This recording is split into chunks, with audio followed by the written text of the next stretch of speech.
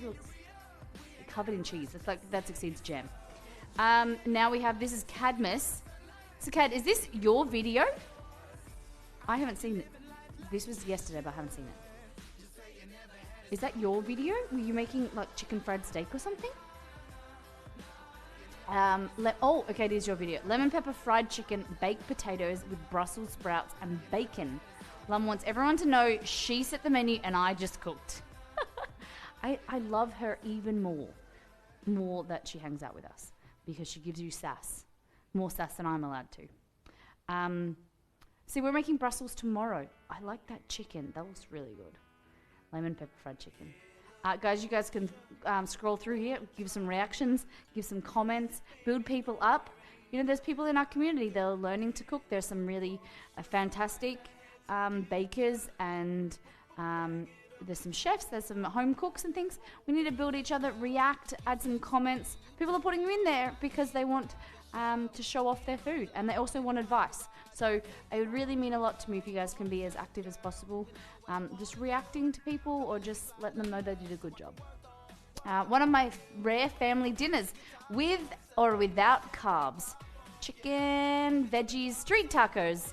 So this is Jewel of Cal, our girl, Jewel of Cal. Making some, oh, they look really good. I'm an Italian American. He gets a lot of sass. I like that. And then that's Jewel's low carb meal.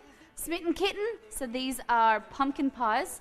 I made a small one too, so I could cut it and see it in the inside. So that's a common baking trick. If you're making a cake or like a tart like this, is to make a smaller version. Then you can cut it, and then you can see if the filling sets correctly and tastes good. Sometimes the batter will taste nice, but once you bake it, it like doesn't set the right way or doesn't taste. So it's a good way of preemptively checking before you've baked it all and you can't go back.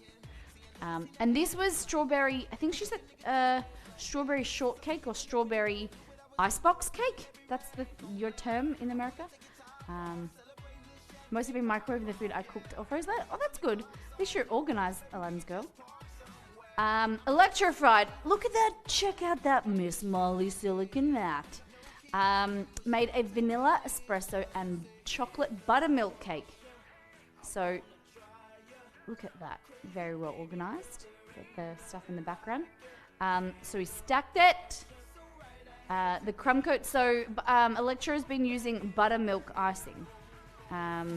So it just gives it a little bit less sweet and a little bit like tanginess from your buttermilk, which is really nice. So then that's your crumb coat. What happens is that you coat it. The first layer is coated to then lock in the crumbs so it doesn't like go into your second layer. It kind of creates like a barrier, which is really cool. So then the top coat, the second coat was a purple undercoat. So then it shone through with the black underneath the black icing. So have a look at that. I think it's fabulous, Electra. You outdid yourself again. It keeps getting better and better. I love to see your photos.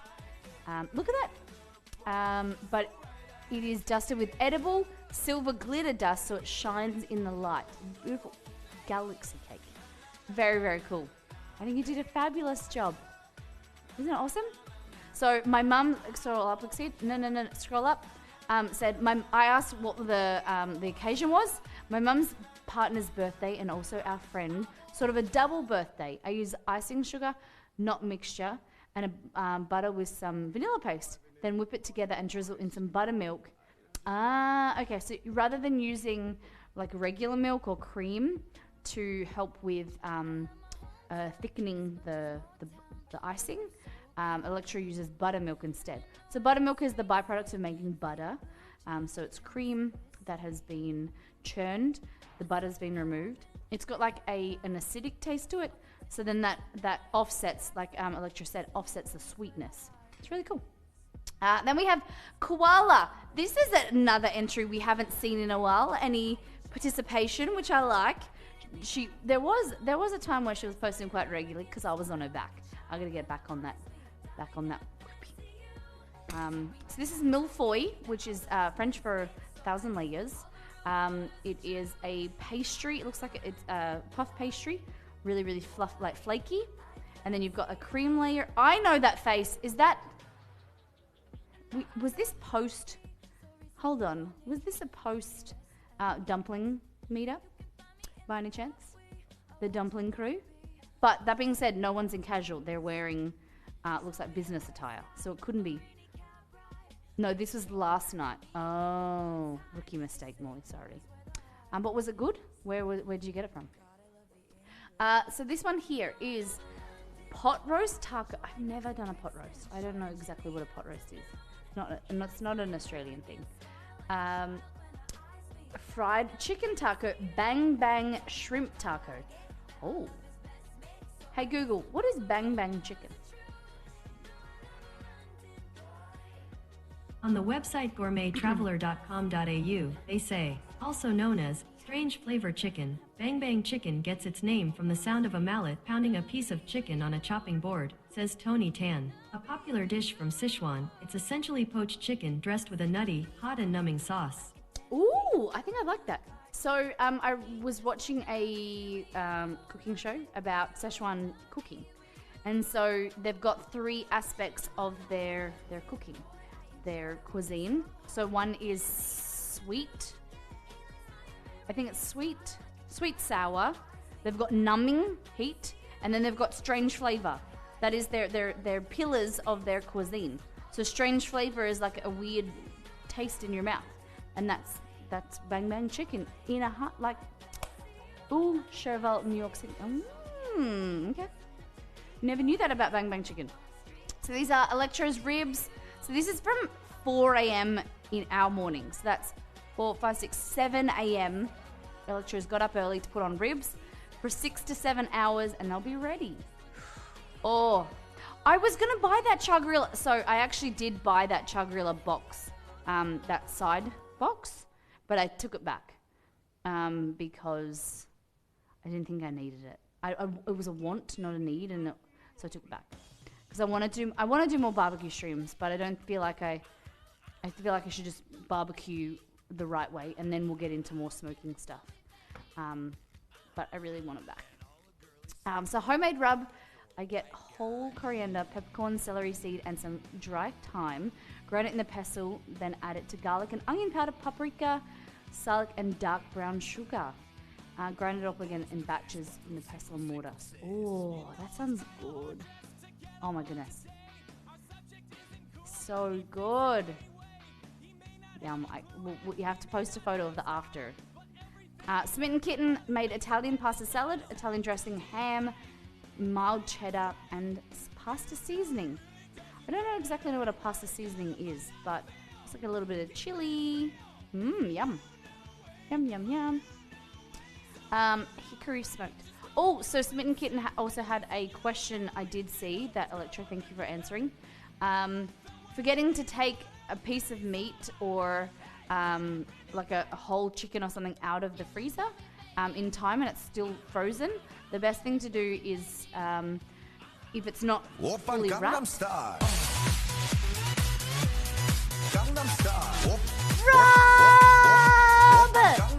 14 months! Holy heck! Wow, Rob. Roberto. Thank you, Rob. 14 months. Damn, son. That is some good numbers. You guys are getting up there with your resubs. It's really cool to see everyone getting above, getting their cakes. We've got some cakes in this stream. We've got some chickens, some salads. I'm loving seeing those resubs, guys. God, Rob. 14 months. That was a Rob. Hey, Shay. How you doing, beautiful? We're doing good. Rob. The Pokemon King. 14 months. Wowee. Rob, you are going up on the supporter wall. Thank you very much. Thank you. This one's already got, it does. Doesn't even feel like, doesn't it? It's gone so fast.